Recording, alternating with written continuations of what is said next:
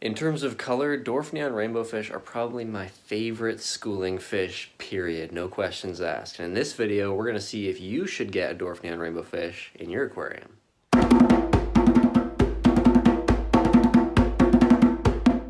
Hey guys, welcome to another video. Now for this one, it was kind of inspired by, first of all, the need to do care guides, because I've really been needing to do some care guides. There's so much fish experience, I need to catch up. And also this video is coming out because I recently got a bunch more dwarf neon rainbow fish. I was doing some extra work at the store and they said, hey Matt, take your pick. So of course I chose the dwarf neon rainbow babies that they had up in the top left corner. They were looking pretty good. They had been struggling with some ick. But by the time I went to pick them up, they looked like they had beaten it completely, and it's really easy to beat that kind of stuff in hard water. So they're doing really well in the tank, and now I'm here to tell you guys how to care for them. So as always, let's start with what these things look like, because that's kind of the basis of why a lot of people will buy a fish, because it looks really nice. The dwarf neon rainbow fish are no exception to this. They are an amazing fish with some caveats that we'll talk about in just a second. First of all, let's look at the male-female differences. There is actually a difference. The males, we'll talk about first, generally the brighter one in a lot of fish. The males will have a red rim of fins. Now their fins are really weird because on the top of the body and on the bottom of the body, they're hugged very tightly to the main body. They actually do have all the range of fins. They have the dorsal, they have the secondary dorsal, caudal, ventral, anal fins, but they all just look like one fin that kind of rims from the forehead of the fish and then down and up to the stomach on the bottom of the fish. As I said, on the males, this is a bright red, which looks just beautiful, and then on the females, we get some diversity. It's a nice yellow. As I mentioned, these fish do have all the different types of fins on them, so they of course have the pectoral fins as well. These are pretty much clear, but they do have a little bit of a yellow tint on both the male and female. Characteristic of rainbow fish, even in this dwarf species, they have very big eyes for the size of their body, and these eyes on the males come right before a very large hump on their head, which shows that they are ready for breeding. Okay, so I almost forgot. Quick interjection here. I almost forgot. They do this super cool little mating dance as well. So the males have, they've got that weirdly shaped forehead that I was talking about. It actually lights up. So it'll when they're using their breeding display, sure they'll show their fins, they'll flare like that at the females, but they'll also like get in front of them and point their forehead at them, and their forehead will change from sort of that neutral brown to almost like a golden brown color, and it's super cool. I couldn't forget to add it. Back to the video. The face of this fish is very pinched, so they have a very small mouth, and you'll hear a lot about feeding issues, which we'll talk about later because of their small mouth. And then we bring it back to this main body of the fish, which is the real draw, and that's because it's got, especially in a lot of pictures you'll see online, they'll show it with this bright blue, almost purple on the males, and on the females, still blue, not quite as purple. And depending on the type of water they come in, when I get dwarf neon rainbow fish from people on Kijiji, from private breeders that have bred them in very sort of black water, acidic conditions, they'll get a green tint. And yet when I have them when I raise them in hard water, which is what my water's like, you'll see them kind of go more towards that purple tint. Thankfully, either way, they both end up with a nice blue tint. However, this blue tint comes with a caveat, like I said. I hope that's the right word to use, because this blue tint doesn't show all the time. In fact, although you see it all the time with that blue tint in pictures, you're generally going to see this fish as a very silvery fish, kind of like a silver dollar, kind of like a tinfoil barb.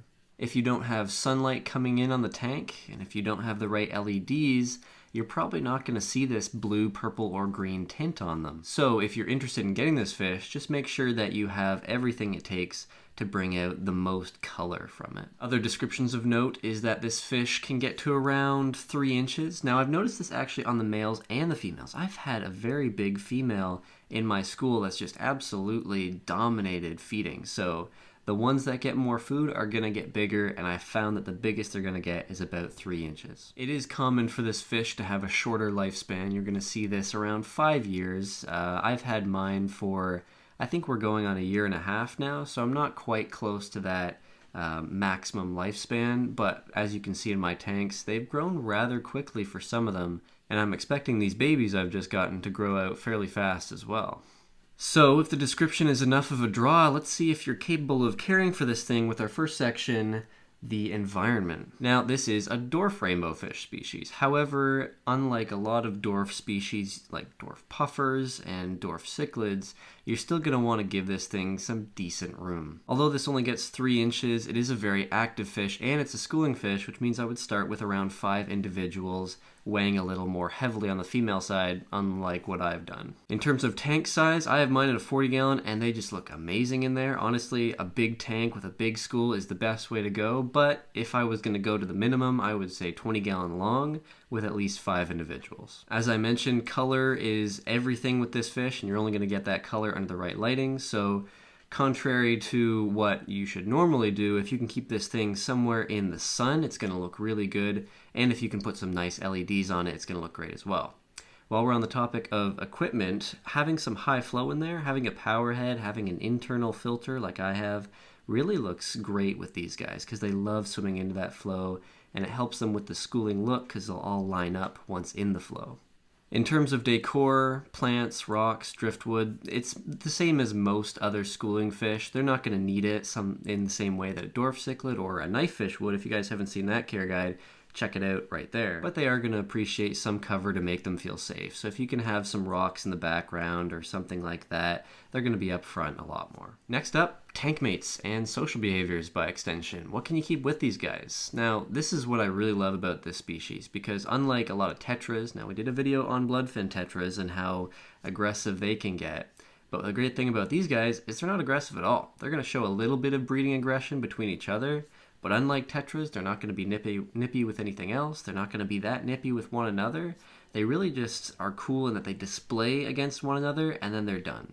So by the time you have these guys in the tank and you're looking for something else to add, you can pretty much add anything. My suggestion would be other schooling fish, dwarf cichlids, stuff like that, other rainbow fish. If you want to put these guys in a bigger rainbow fish school, that could look pretty cool. Because of their small appetite, this isn't really a fish that's going to outcompete any bottom dwellers. So for instance, I had tetras with my Farloella, and I got rid of them because they were too food aggressive. With rainbow fish, not really. They'll peck at things, sometimes they'll eat entire pellets whole, but they're not that food aggressive, at least on the bottom layer. On the surface of the water, they're going to be absolutely nailing fish flakes. My only big suggestion with tank mates when it comes to these guys is don't do what I did with the knife fish.